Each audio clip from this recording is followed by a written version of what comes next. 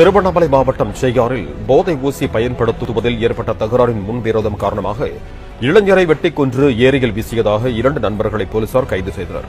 ஜெமினியை கடந்த மாதம் 28ஆம் தேதி அதே பகுதியைச் சேர்ந்த அவனது நண்பனான அக்னி என்கின்ற சுனில் அழைத்துச் சென்றதாகவும் ஏற்கனவே அவர்களுக்குள் போதை ஊசி போட்டுக் கொள்வது குறித்து முன்விரோதம் உள்ள நிலையில் அவர்களுடன் சென்ற மகன் வீடு திரும்பவில்லை எனவும் கண்டுபிடித்து தரும்படி புகார் அளித்துள்ளார். புகாரை பெற்ற செய்யாறு காவல்துறையினர் வழக்கு பதிவு செய்து ஜெமினியை தேடி வந்தனர்.